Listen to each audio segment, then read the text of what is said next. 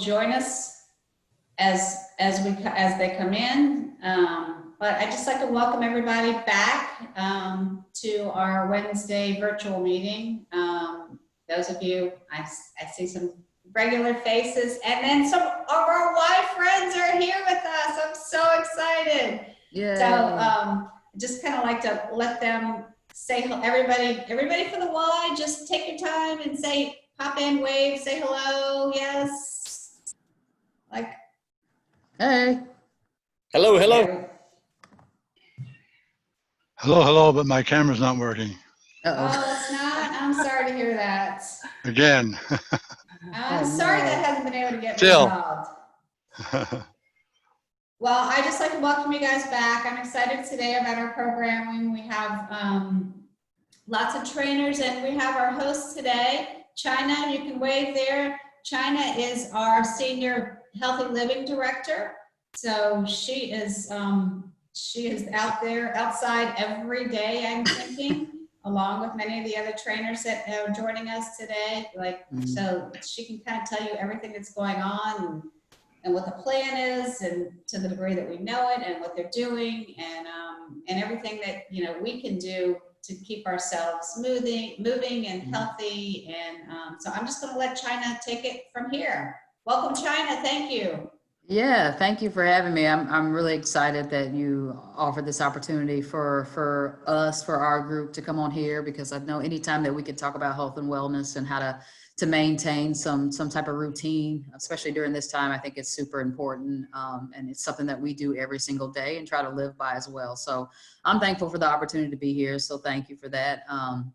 And like Jane said, if you have any questions throughout this whole time, please feel free to ask those. I think there's a chat box in here on Zoom, I'm pretty sure. So you're welcome to chat those questions in, type them in, or just, say them whenever you feel like it. So I was fortunate enough to ask some of our trainers to come on board and have a facilitated conversation around health and wellness and what that looks like, and some important elements to it, and how we can still be healthy and make good decisions throughout this COVID-19 situation, how important mental health is, how important so many different aspects are health and wellness. And it's not just only about the exercise, but I'm sure you guys know this, it's about physical, mental, spiritual, emotional, all those different aspects. So I've asked 3 other trainers to come on and talk, and kind of, I'm going to be the one facilitating some of the conversation and kind of just asking some questions and getting the dialogue going.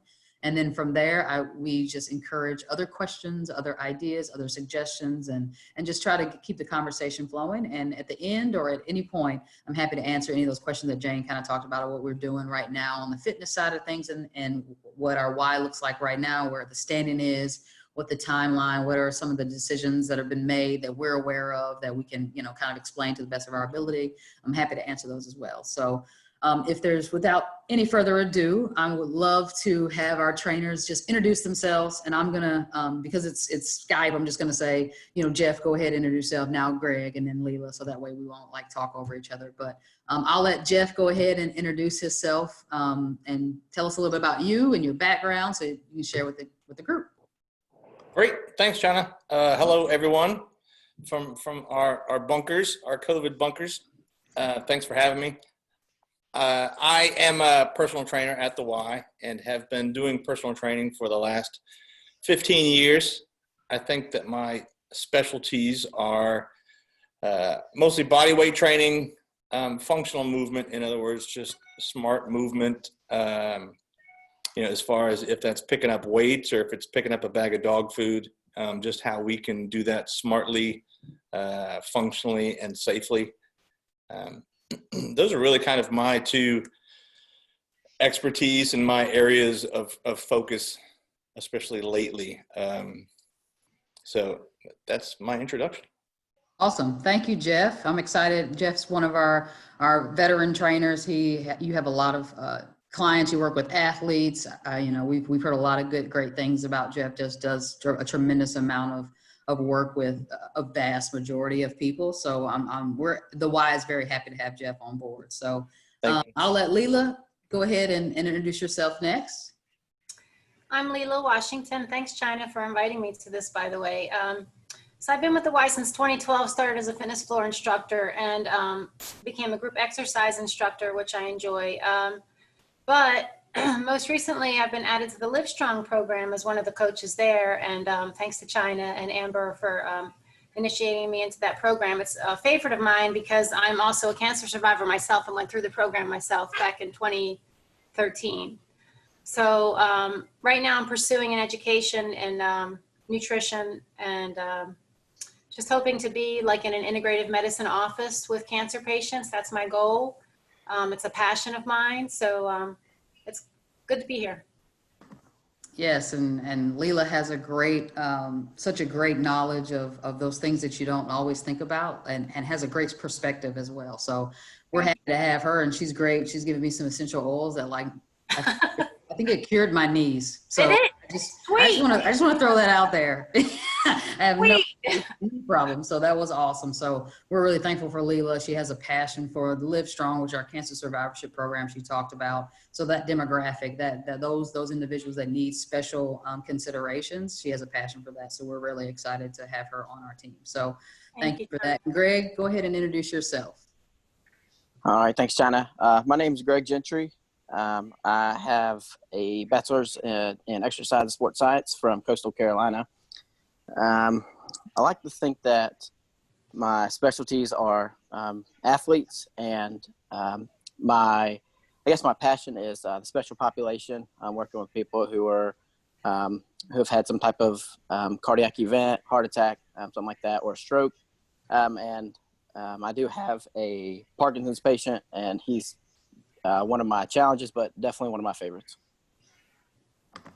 Yeah, and the interesting about Greg is that he actually works in the hospital setting, so he sees a lot of individuals throughout his day and throughout his career. And then he comes to the Y, and he works with those individuals. He works with our Beyond Limits program. If you haven't heard about that, I know Jeff does too, but he's really passionate about those individuals that that do have those special considerations. So his knowledge, his wealth of knowledge is coming from the hospital background, and seeing it and having that empathy is tremendous to have on board. So we're excited to have him. So does anybody have any random questions that pop up? Again, I'll say go ahead and put them in the chat box if you have them, or I don't know if there's a raise your hand in Zoom, but you can do that.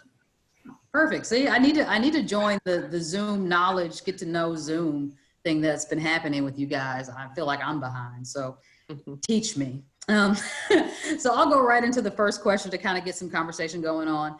The first question I wanted to ask this group for the trainers, and then maybe some of you guys can talk about it. What do you find valuable about exercise and physical activity? Like, what's your philosophy? What do you truly find that's valuable about that? So let's go in reverse and have Greg answer that first. All right. Well, I guess I'll kind of start off with something you kind of mentioned earlier about health and wellness not being about exercise or just the physical sense of things. I definitely think that health and wellness starts mentally, and the value of the health and wellness in the mental aspect is it teaches discipline, responsibility, and dedication. Just being able to make a routine and stick to that routine, and then you can apply that discipline that comes with health and wellness to really anything that you come across in life. Yeah, I think that's great. And thinking about routine, it's so difficult sometimes to do a routine or to start a routine. So can you tell us a little more suggestions about how do you start a routine? Like how do I go from 0 to 100? Well, I think 0 to 100 is pretty, I don't think that's super attainable. We can go for it. Why not? That's a trick question. You got it right. We can definitely shoot for it. But I think the best way to start a routine is to start small. And when you start that routine that you want to have a goal with, I think it's smart to have a very simple goal. And maybe even something that you'll surpass.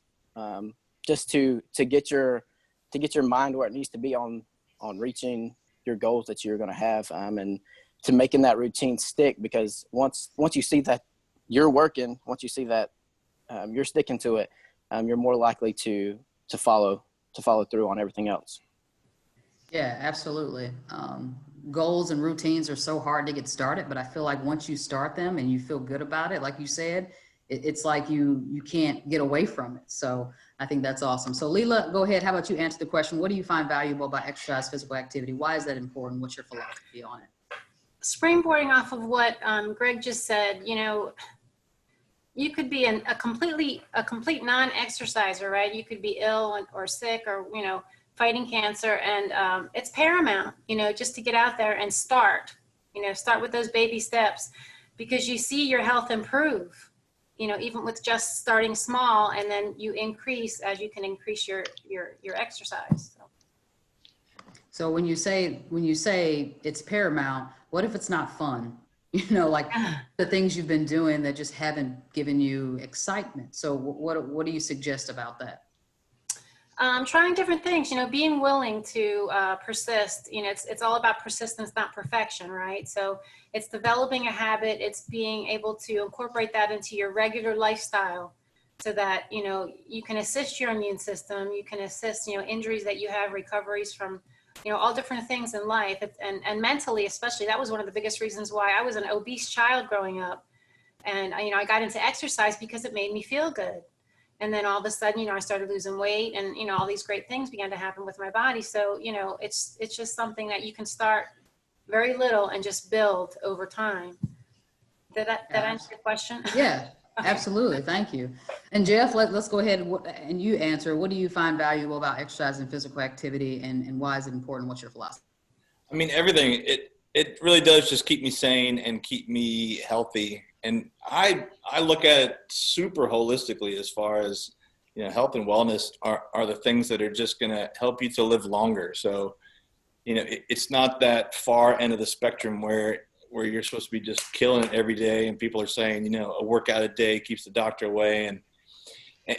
And those things that you just overindulge in. I find health and wellness just ways to be active, to stay active. I love to enroll my kids. My son, he refers to us as the stair bros, because we enroll each other in taking stairs everywhere we go instead of hopping on the elevator. So he keeps me accountable, and it's fun to go up and down the stairs with him, especially now that he's 14 and a heck of a lot more advanced athlete than I am. So me trying to keep up with him up and down the stairs versus when he was little. And the other things, I like walking my dog, and she keeps me accountable, and all those types of things. And that's where you talked about, what if it's not fun? And I just always encourage people to just try to find a way to make it fun. Speaking of my dog, breath work is something that I'm personally exploring as far as the importance of breathing right and taking time during your day to do some good, healthy, deep belly breathing. And when I get up in the morning, I'm ready to have my coffee and start my day. And it's always been hard for me to start a routine of doing mindful breathing in the morning. I'm not a big meditation person. I don't like sitting still. And so what I have done is try to enroll my dog in the first 2 minutes of every morning when I get up. Instead of running downstairs to get a cup of coffee, I use my 2 minutes of mindful meditation just to love on my dog. And so I'm not sitting there in my thoughts feeling bored for 2 minutes while I breathe deeply and take some time to start my day. I feel like I'm petting my dog. And so it's kind of a fun thing versus just boring 2 minute meditation time. And so things like that, just try to incorporate other people or do things that are fun to help you with your health and wellness plan. Yeah, and I think I found it so interesting that you said from the beginning was, the workout a day keeps the doctor away, and you got to pound it. And there's so many movies and sayings and these things that we are trying to listen to. And then one tells us that we need to be vegan, and one tells us that we need to be plant-based, and one tells us we need to eat nothing but red meat. Another person says that we should, if we jump off the Eiffel Tower, we can fly. Like, we just listen to all these things that, they're presenting us that we should do. So Jeff, how would you suggest that we filter all this information that we're getting and to find what's right for us?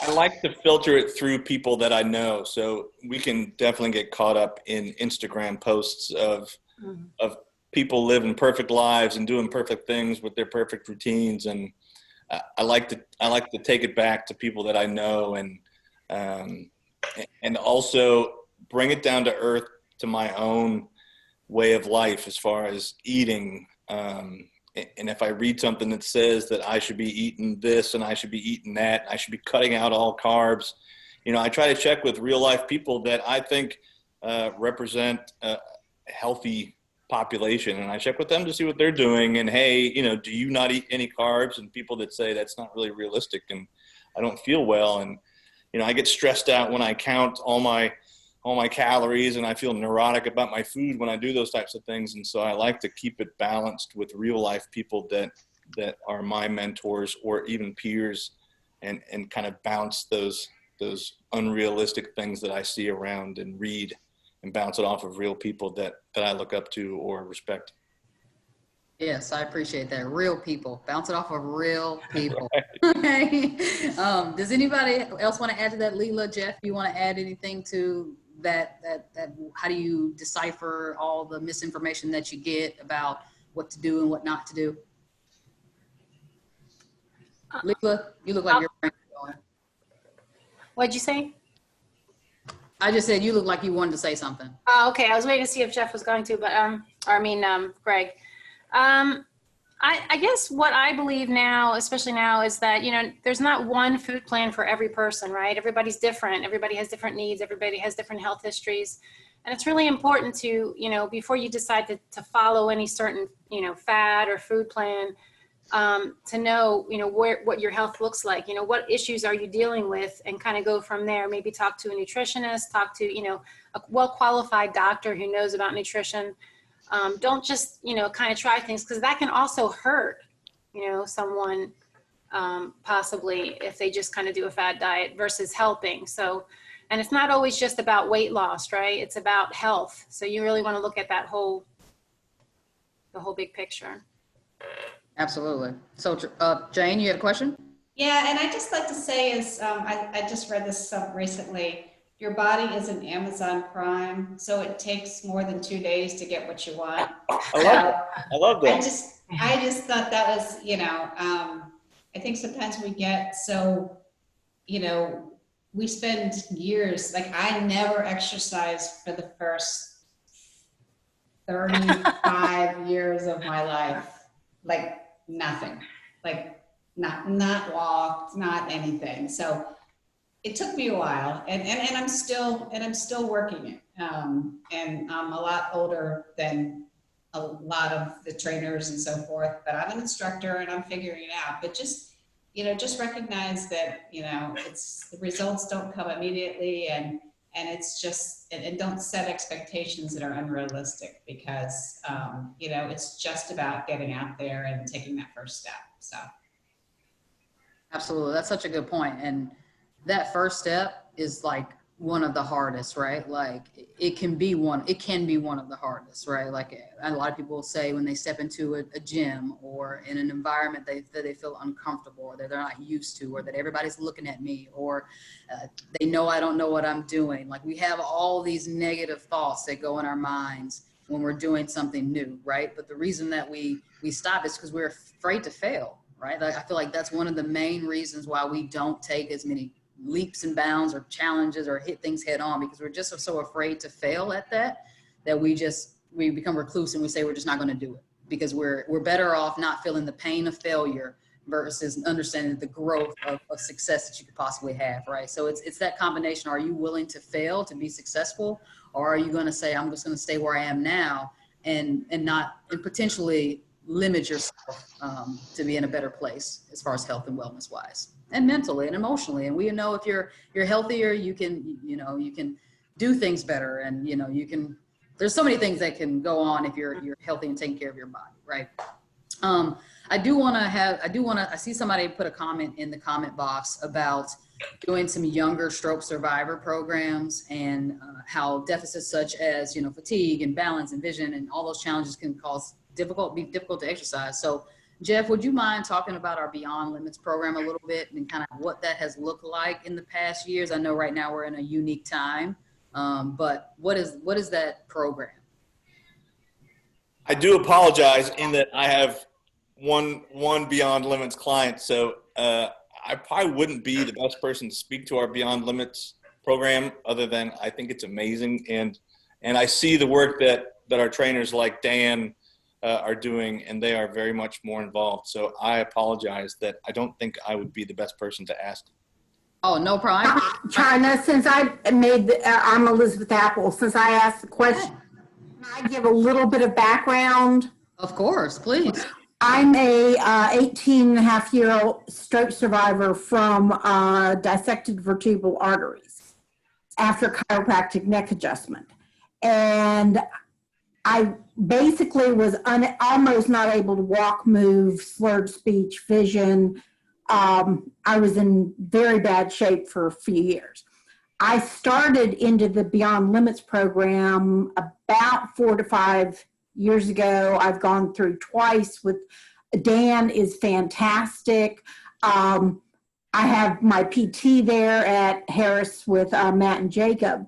But to me, Beyond Limits is the first step.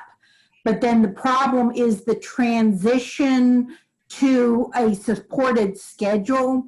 And it's like where you were talking about motivation, somehow having that type of class schedule where you know you have other people waiting for you that you're accountable to is so much better than, oh, I'll get into the gym and, do my workout sometime during the day. But like at one point, there used to be the seated class, I guess Monday through Friday.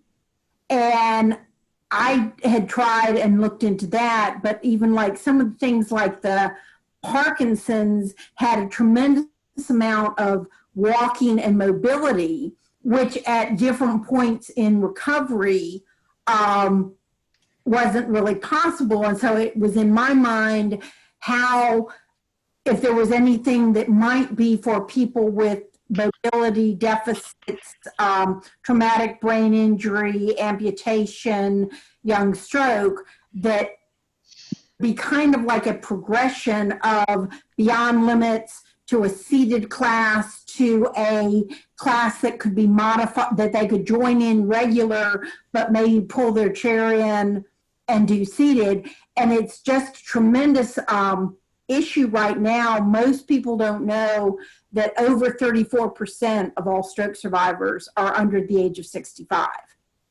And so you have a tremendous amount of people, and a lot of them were very active, in good shape, and boom, the next day, half their body doesn't work, they don't have balance. As it is personally, I know 5 Y stroke members like myself who are stroke survivors under the age of 65. So it's a growing number out there. And that's why I'm an advocate. I lead a Facebook group with over almost 7,500 people around the world. And so we're always trying to figure out where people who need these types of accommodations can fit in, and standard gyms are just not the place for them. But the Y community would seem to be like a place. No, that is a tremendous point, and we've talked about that and I'm sure you all have, but it's that continuum of care, right? And so you go, something happens, right? And then you get put into a program, and then it's great. And then it's like, where do you go from there? And you're almost like, wait. And then one of the biggest things is people who get discharged from physical therapy. Right. And exercise is so important. Right. You have to transition. How do you get them at a point they really are maybe having problems with physical deficits? Right. I mean, that's 100% true, because even from physical therapy to working out with a fitness professional or a trainer, there's a bridge. Fortunately, we've created that bridge of Beyond Limits, but then after Beyond Limits, the first time, you're right, it's where do we go from there? Right. So it's almost like what happens next, because all the other classes are, they're great, but it's not catered to we're not meeting you where you are. Right. I mean, the bridge for me was from Beyond Limits to the arthritis exercise class. Okay, good. So once I was exercising with a group of 70 and 80-year-olds, I wasn't able to keep up. But that was the transition for me. And looking forward to getting back to it. But I needed more than just water-based. Right. Right. I hear you on that. I think that's a great point and so valid. And I hope that we can do more for those communities. And I know these three trainers, Leela, Jeff, and Greg, all three have a passion around that, and working around that. So I don't know if either one of you want to say anything to that. And you're right. We don't have I wish we had like a plan that said, here's your roadmap of right after you finish Beyond Limits, or right after this is what you're doing. This is your roadmap to here. This is what you do. This is how you transition in. You have a navigator the whole way through to where you're in a place where you're going to classes and you're feeling confident and you're feeling like you don't need that navigator or that person or that specific class. Now you can integrate into the standard Group X classes. You got to that point, right? So I love the idea of a navigator that kind of gets you from where you are and follows you through that journey. And yes, we have programs like Live Strong, and yes, we have Parkinson's program. I don't know if you guys heard of Rock Steady Boxing, but I'm a fan of that program tremendously, because you go from, you're a 1, 2, or you're a 3 or 4, which they categorize based off of mobility and flexibility and what you can do and how much movement you have. But it's like training like a boxer, and the things that they do it's amazing, right? It's truly amazing, but it's a continued program forever, and you can progress throughout that. And those are kind of the programs that I hear you saying that could be beneficial if the Y would take on. And I know that there used to, I guess I first started with the Y through the medical referral program, which has since been defunded, as we call it. But I am integrated with both the Novant and Atrium's traumatic brain injury and stroke program. So it just kind of as a thought out there, if there's ever something that that could be thought of, or we needed to bring some community involvement to it, I'd be happy to be a touch point for that.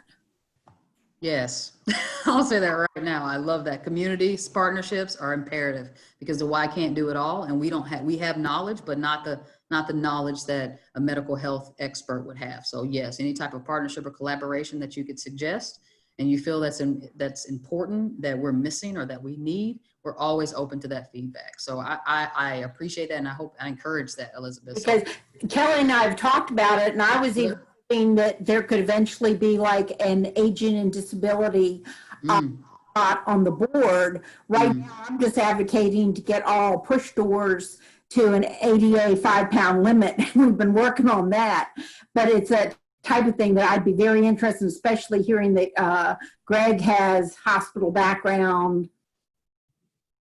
Yeah, absolutely. Greg? And with the Atrium in the lobby with their coming back with CR, I think there's a lot of things that we could maybe do. Absolutely. To get people kind of better exercised and more motivated. I agree with that. You're hired, Elizabeth. I'm allowed to volunteer, but if I am income-based, it screws up my... All right. I like volunteers too, so. Here, I'll volunteer. Well, awesome. I would love to go back to this conversation, so maybe we can talk offline, Elizabeth. I would love to hear more of your insight and what your thought processes are. That'd be tremendous. So I'll have Jane kind of send my information your way, and I'll love to talk a little more. So we'll get right back into the next question I have. Since we're kind of talking about, different things, let's talk about the COVID-19, right? That's the elephant in the room, right? We know that our world shut down for a period of time, and we have emotional things that are going on, and how are we handling that? Trainers, let's talk about what are some things that we can help with this COVID situation and where we are as a society. There's a lot of issues going on, and there's a lot of trauma and violence and just negativity that surrounds us. How do we prevent that from deteriorating our focus and our discipline and our routines when it comes to health and wellness in all aspects? So I'll let Greg, you go ahead and jump in first on this one. Well, it's really tough, especially with COVID, and it's hard to say get a group of your friends to go out on a walk or anything like that, but I still think one of the easiest things that you probably can do is just be able to start small somewhere, even if it's just you know, eating healthy, you know, while we're still somewhat stuck inside, you know, trying to make those healthier decisions, or maybe even if it's just, you know, being able to disconnect from social media or the TV at all, just be able to get outside, enjoy the nature. That's probably one of the greatest things you can really focus on now is, you know, we still have some fresh air to breathe. And, you know, even if you don't get out and go for a walk, I think that's just being able to take some time to yourself and focus on what you have going on, and, you know, be able to work on that mental health, and know that you're in a good spot. And then you can easily work from there. If, you know, fitness, if you're not exercising enough because of, you know, the Y being closed, that you're able to go outside and even just go for a 5-minute, 10-minute walk, you know, do something that you can enjoy, and be able to just be able to focus on something positive each and every day. Absolutely. I think focusing on something positive is huge. I think that's so important because there's so much that swirls around us that's negative, and no matter where you sit on your opinions or whatever, it could be difficult to just, you know, just to function sometimes. So Jeff, tell us a little bit about what are some just suggestions you have during this COVID time, about health and wellness and mental health and all that good stuff. Kind of circling back to what I took away from Elizabeth talking about community and building groups. And to me, the isolation is really just a detriment to our mental health, and to try to find ways to fight against that isolation. I know some folks are loving the isolation, and for those introverts, good on you. And you've been planning your whole life for this, but for the rest of us, just trying to find ways. If you can find one healthy friend that you and that friend can be accountable, obviously tell each other if you have exposure to COVID-19, but, you know, find one friend to walk with. Or I have one neighbor, she is absolutely adorable. I see her when I walk my dog, that she has her phone and she has an external battery pack, and she literally FaceTimes with her best friend who lives in Ohio. And it like got me choked up, still does, that she's walking for like an hour and they're FaceTiming each other. And it's the coolest. She's like, you know, I'm too scared to be around people, but I can be with my best friend. And so it's just the coolest thing. They're just walking, FaceTiming with each other every morning, which is pretty neat. And so, you know, for our mental health, I mean, we've got to just try to fight the isolation and be around people. Humans want to be around other people. So, you know, I just find ways to be with people, like on Zoom calls and stuff like this. It's just such a great benefit.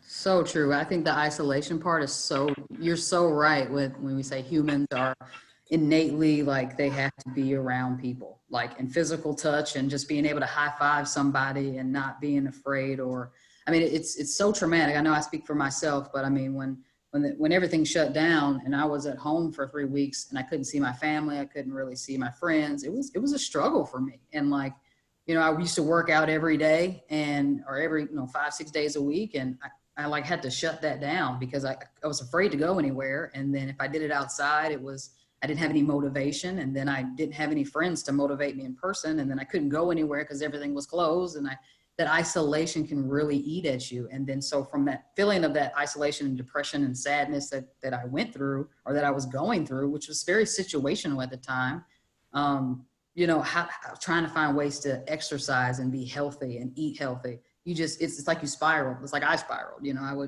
didn't care what I ate, or I just wouldn't work out, or I'd be lazy that day. And I had to find something that would trigger me, that was important, that felt good, that I could get back on track. And that's it's easier said than done, for sure. But you're so right about that isolation and finding these ways. And that's why this Zoom call is so tremendously important, because it allows you to connect with people. So that's huge. So Leela, can you go ahead and answer that question too? I was just going to say, you know, this time right now that we're experiencing, it's really creates makes us feel so locked down, right? And, you know, it's like they say, if you can learn to drive in a snowstorm, you can drive anytime. So if we can, you know, have accountability for, you know, what we put in our mouths to eat, the activity that we do and just make it the top of the priority list, it'll be that much easier when this whole thing is over faithfully, right?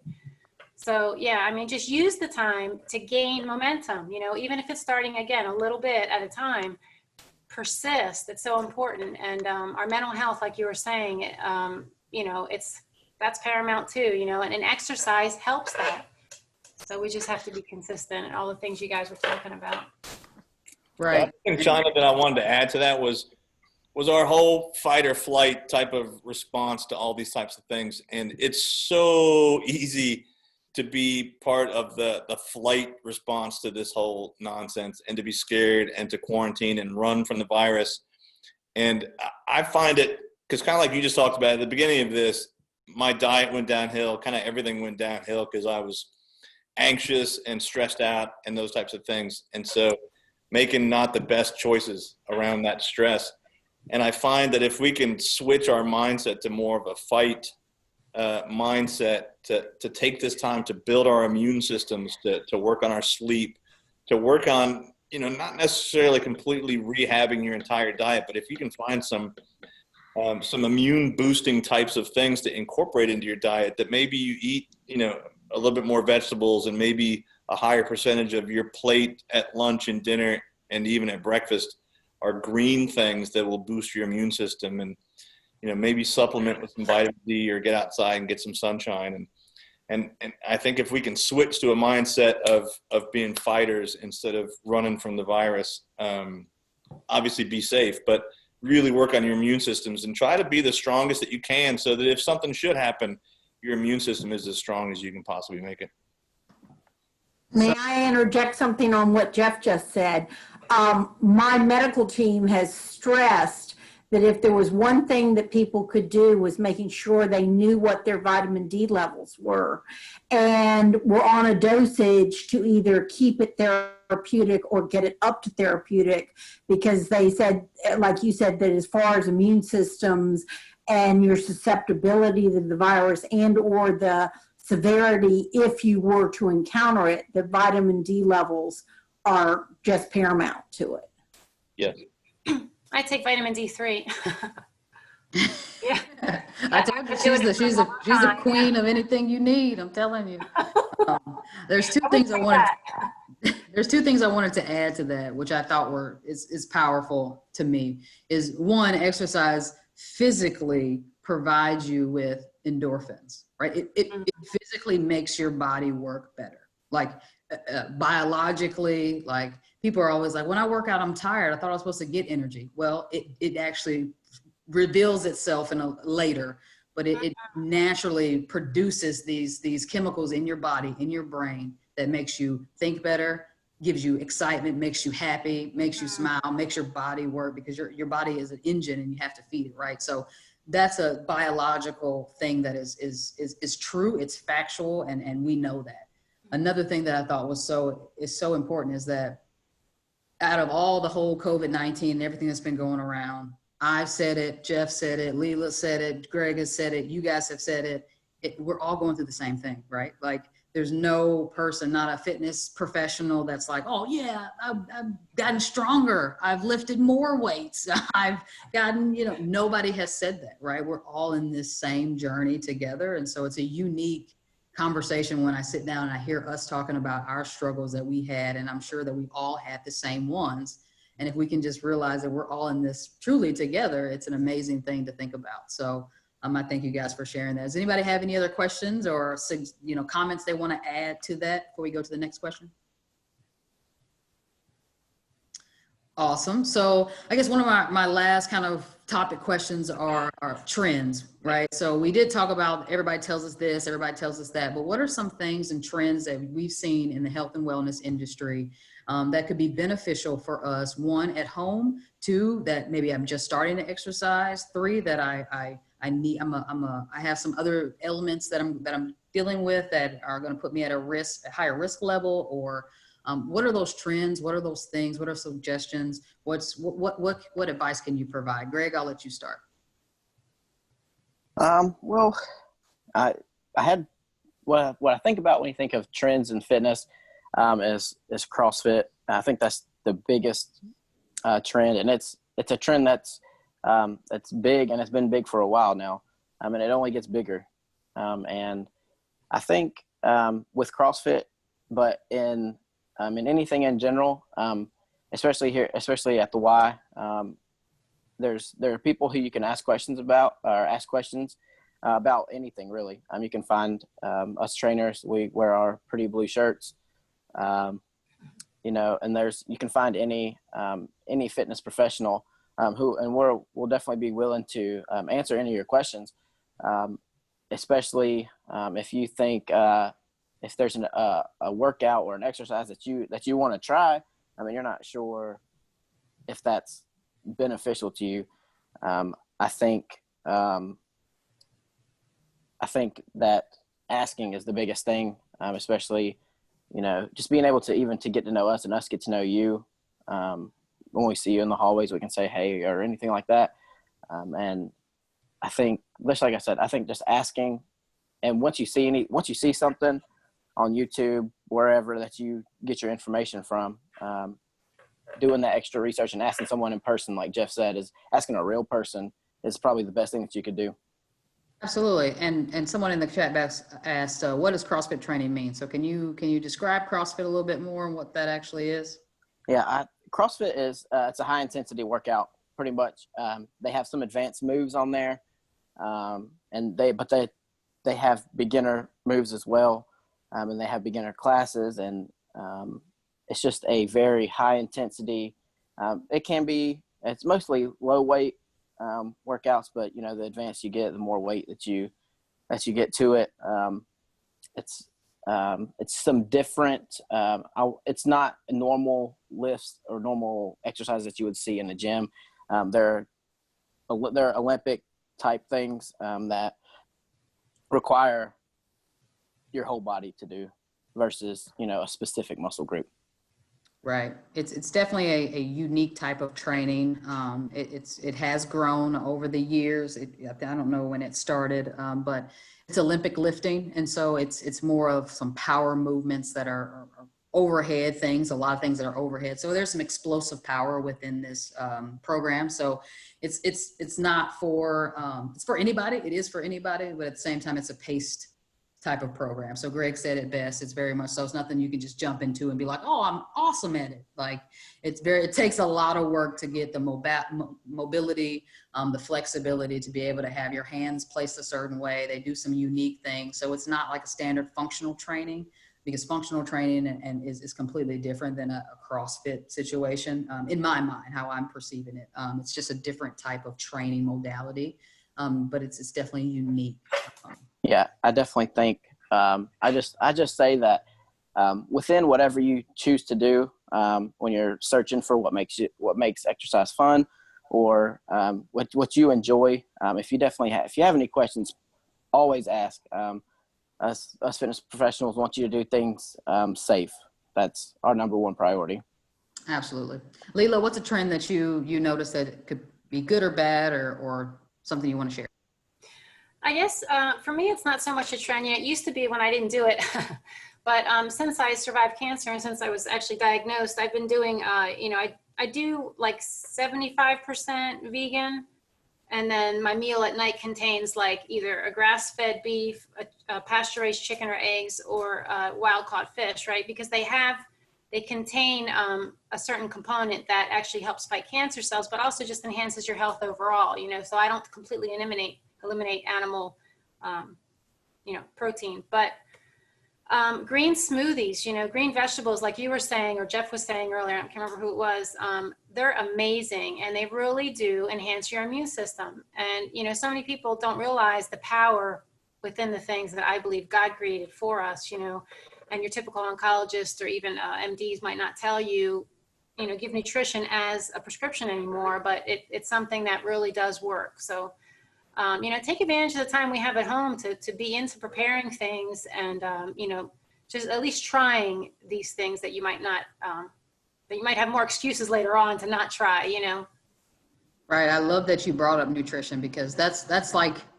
80% of being healthy, right, is what we're putting into our body and how we're refueling our body. So if anybody has questions about what to eat or why to eat, or, you know, what's an overarching suggestion that you would give Leela, that's to somebody that's just like, hey, I just want to clean up what I'm eating, right? Like, I don't know if I want to be vegan, and I don't know if I want to be a paleo, but I just want to be a little healthier. What would that look like? Leela, what would that look like? Oh, I didn't know you were asking me. I was like, oh boy. Well, it depends on the person. You know, like we were saying earlier, and everybody's different. So their meal plan is going to be slightly different, their food plan. But if you could just start by incorporating more vegetables, like one of you guys had said earlier, you know, make sure that like 3/4, work up toward 3/4 of your plate being vegetables. You know, that food plan that Michelle Obama had was tremendous. You know, it was that whole pyramid thing was like so ludicrous, you know, with all the carbs at the bottom, having this immense amount of carbs. I think it was like 6 to 11 servings of bread a day, which is crazy. Who can even maintain their weight, let alone lose weight, or, you know? So yeah, with her plan, either following that or just slowly incorporating more and more vegetables into your meals. That would be the easiest beginner step I would recommend. Right. And portion control, right? That's the biggest thing. It's like portion control. And I mean, Jeff, I'll throw this to you. Like, what do you believe as far as, do I eat more meals a day? Do I only eat 2 meals a day? Do I need to fast? Do I need to do intermittent fasting? What does that look like? So answer some of those kind of myths and things that we talk about in trends, and then maybe another trend that you know. Yeah, I tend to experiment with my food, and I tend to I have long since gone away from the whole 3 meals a day or 6 meals a day or some dictation of how I should be eating. And I eat when I'm hungry, and I drink when I'm thirsty, and it seems to work out pretty well. Most mornings I'm not that hungry. I do try to eat when I do have breakfast. I try to actually eat a lot of, and it has taken some getting used to, but I try to eat. We try to cook twice as many vegetables as we eat for dinner. And we have a ton of vegetables for leftovers, and I try to incorporate those. And it was bizarre at first, but I try to incorporate those into my breakfast somehow. And it took some getting used to, because I've never had vegetables for breakfast growing up. We always had cereal or whatever. So that's one big thing. And I always laugh that I'm a paleo guy, and I'm a big meat eater and a big omnivore. But I always laugh that I eat more vegetables than any vegetarian I've ever met in my entire life. So, you know, I try to do 1/3 meat, and basically 2/3 of my plate is vegetables. It's pretty tough to overeat vegetables, no matter how good they are. And my wife and I make some really good vegetables, but yeah, it's tough to put down, you know, too many carrots and squash. So, but as far as trends for me, I think, just like strength training. I mean, Greg spoke to CrossFit, and CrossFit was born out of the necessity of like athletic performance, strength training, some gymnastics mixed in there. And I think we're going to get back to trying to teach people to be, you know, to be strong, to be helpful, be strong, to be healthy, and be strong to live longer. I mean, you know, I think, Connie, you were asking about osteoporosis, and I'm a huge believer in getting people just to lift heavy stuff, and it's great for our bones. You know, you don't have to throw an Olympic barbell over your head to get stronger. I mean, you could just pick up a gallon of water, and if you're just pulling that gallon of water up and down, you know, 10 times and just doing strength training. A lot of people think that they have to get on a treadmill or a Stairmaster and stay on that thing forever. And I would rather you just do some squats, holding something heavy, and do some pulling exercises with an appropriate load for your fitness level.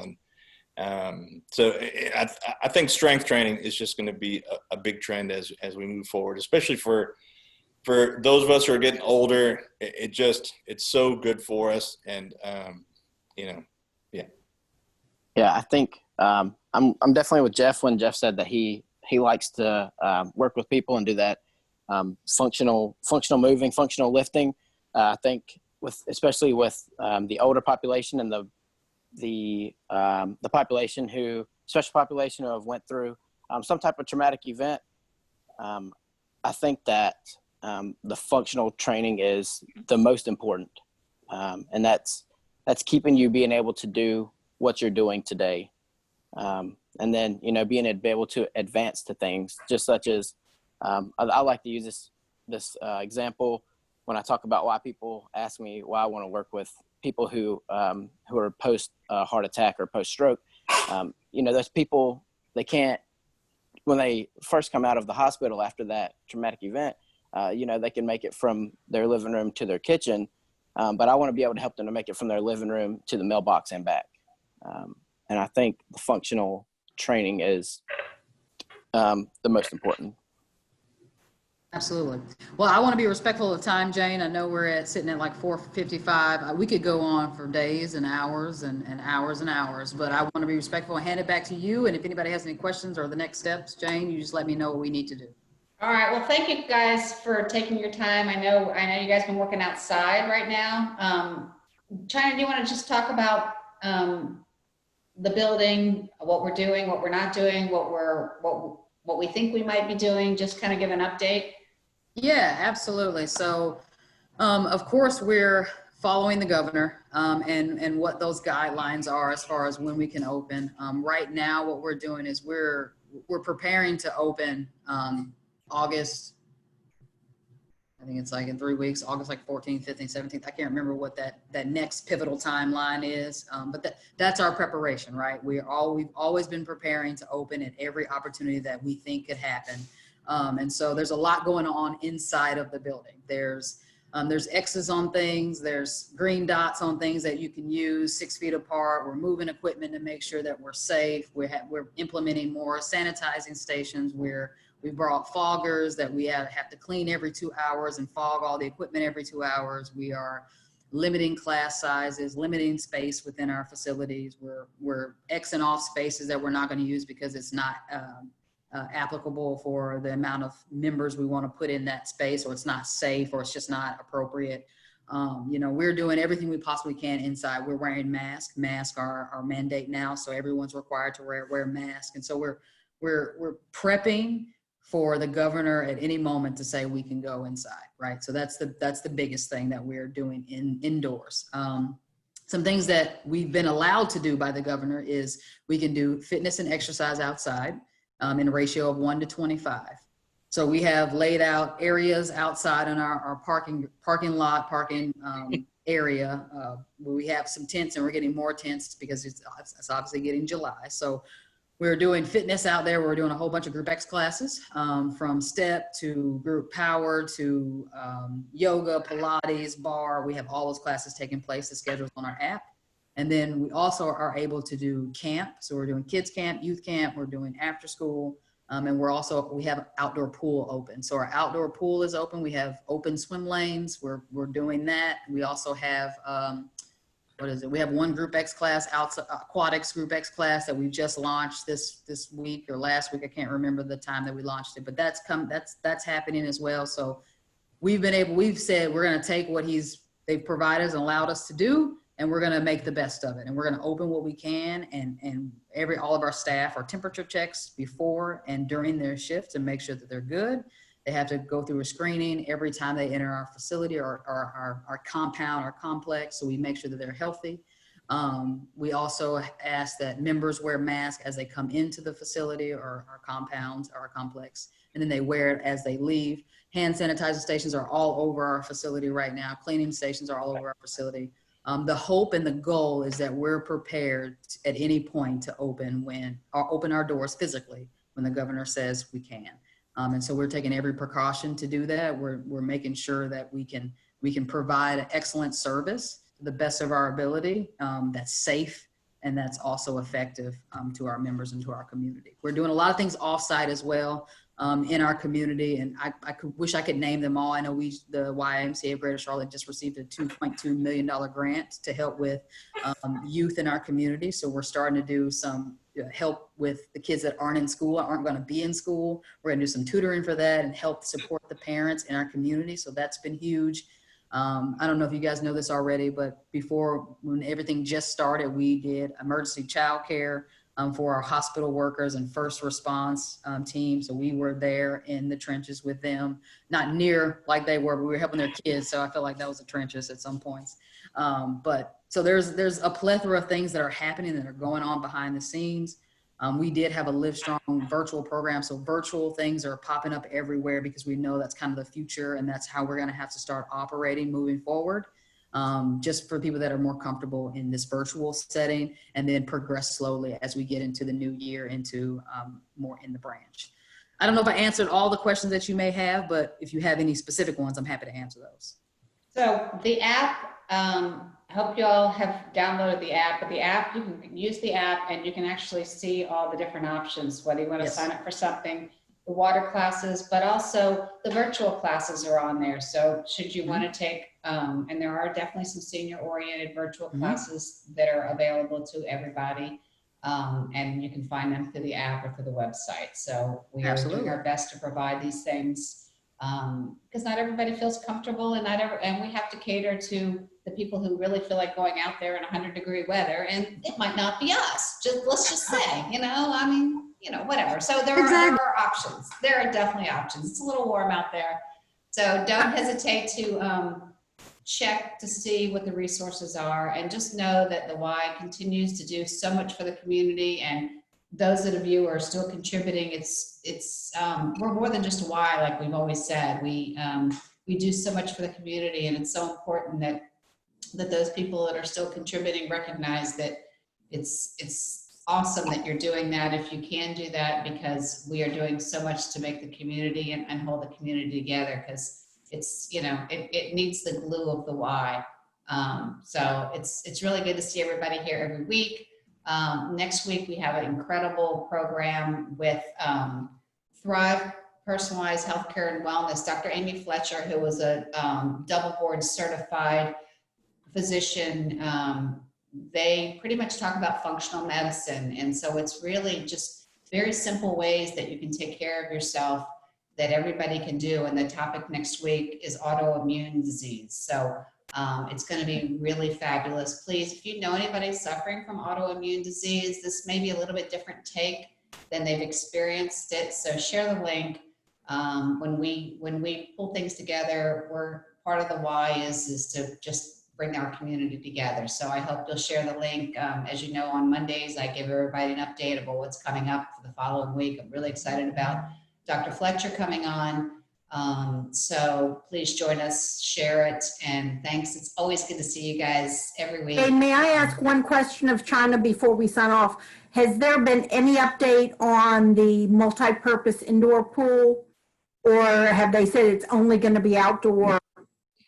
That's a great question. So some of our branches are inside with their indoor pools, specifically because the entrance is right there and they can go to indoor pools. So there has been some dialogue around our inside pool, and that will be our next step to find a way to traffic pattern and these kind of things that we're still working out the indoors, because going inside is a different beast.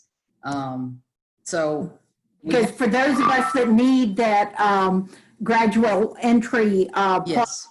Harris is the only that we're able to get that from. So we're all kind of hanging around waiting for what happens.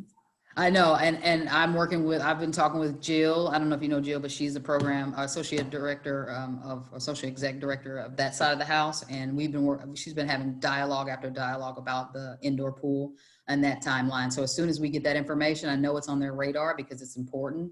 I know it's on their radar. So as soon as I find that information, I'll say it to Jane, and we'll share that with you guys.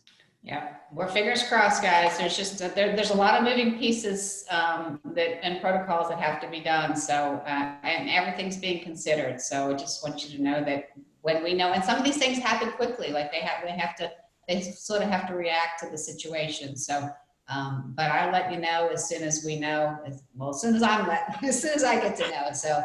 And sometimes it just takes a while for these things to happen, and then all of a sudden something happens immediately. So anyway, I just wanted to say thank you also about bringing Dr. Fletcher on. I'm a huge fan of Dr. Fletcher and everyone at Thrive. So I look forward to that as well. All right, well, go ahead and share that, Jeff. We'd love to have people show up, because it's going to be a great program. And Thank you all. Thank you so much, China, and the rest of you guys. I appreciate Jeff and Leela and Greg, all you guys coming out to be with us today, and we'll Thanks for look having forward to seeing you again soon. Thank you for having us. Yeah. Thanks for having Thank me. you so much. Take Bye, care. y'all. Y'all be good. Stay safe.